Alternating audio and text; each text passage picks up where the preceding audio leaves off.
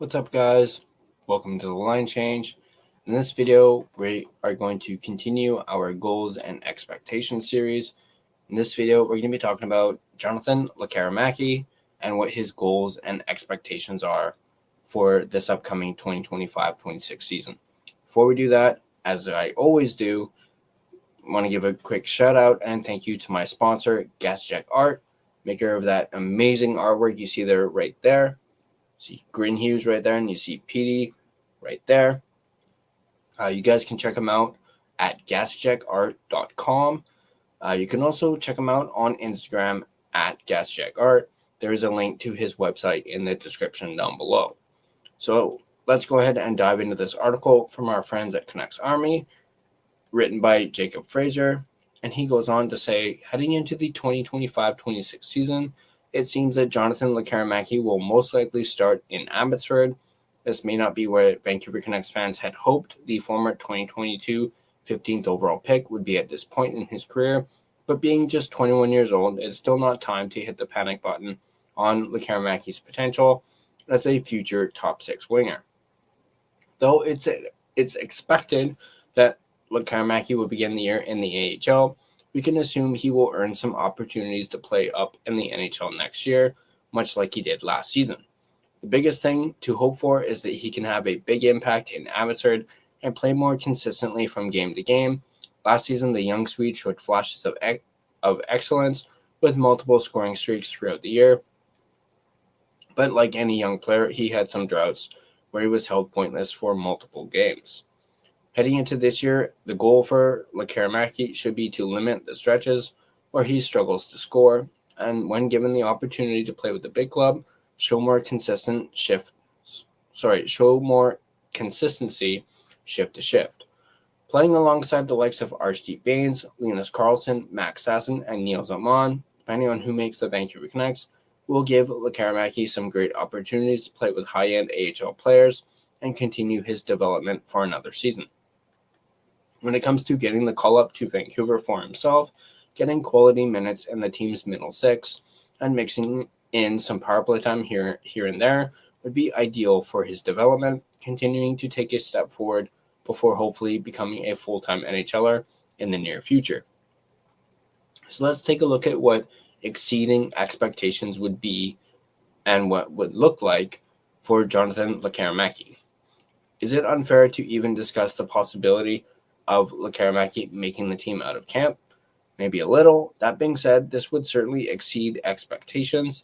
Now, that's not saying he's going to jump into the NHL and put up nearly a point per game, win the Calder Trophy, and be an impact player in the Canucks' top six, but the chances of Lekkerimaki getting a look in the team's middle six aren't out of the question.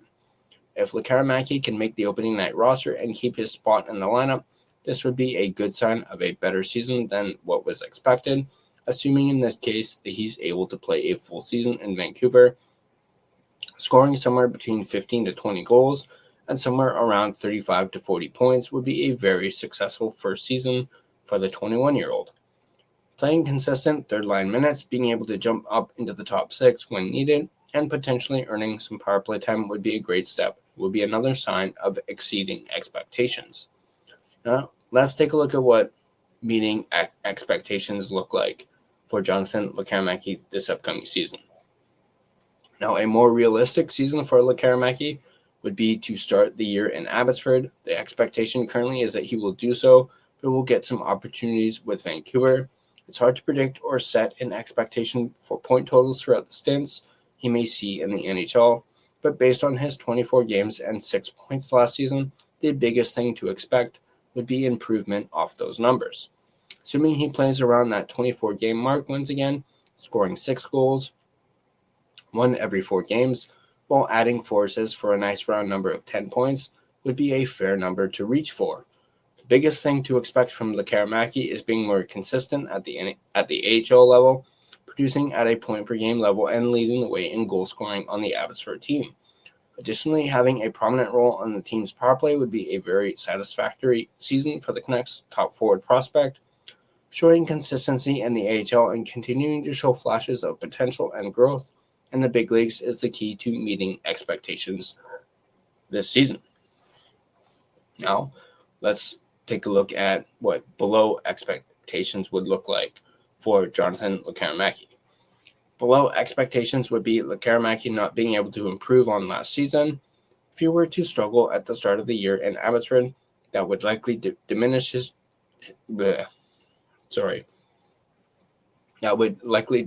chances of getting called up to the NHL, which wouldn't be ideal for the young prospect who is on the fringe of making the NHL roster. It would be a big surprise if he weren't able to produce at the AHL level, but a good start to the year would be key to gaining confidence for the rest of the season. Overall, a lack of consistent production in Abbotsford would be considered a disappointing year. Lekkerimaki is expected to be among the top scorers on the AHL team, so if he isn't in the mix this season, that would be him falling short of expectations. If you weren't to get many games in the NHL, this could also be a bit of a disappointment.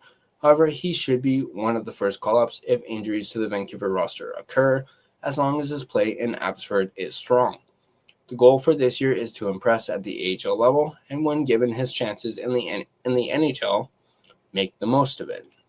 So those are the goals and expectations for Jonathan Lekkerimaki in 2025-26. I think these are reasonable expectations. Obviously, exceeding expectations. I would even maybe go one step further and say exceeding expectations would be not only him scoring 20-something goals. What was it? Exceeding? Yeah, between 15 to 20 goals and hovering around the 35 to 40 point mark.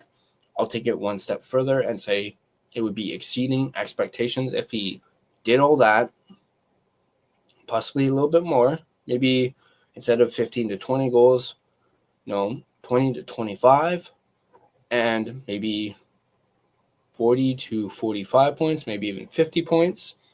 I could see exceeding expectations being not only doing that, but also being a top 3 Calder candidate for Rookie of the Year. Him being within the final 3. Obviously, everyone's talking about Ivan Demidov being the number 1 most likely guy to win the Rookie of the Year. But I would say it's exceeding expectations for Lekkerimaki if he were, top 3 in the voting. And, obviously 20 to 25 goals, 40 to 45 points, maybe even 50. So that for me would be exceeding expectations. I do have to agree that the meeting expectations for Lekkerimaki is more realistic. And him, just getting, 10 points would be, and 24 games in the NHL would be good. But obviously, we hope for exceeding expectations for everybody in this series. But once again, these are the goals and expectations for Jonathan Lekkerimaki in 2025-26. Let me know what you guys think in the comment section down below. What are your goals and expectations for Lekkerimaki heading into this season? Do you also think that he will undoubtedly start in the AHL? Do you think he could make the opening night roster straight out of training camp? Let me know in the comment section down below.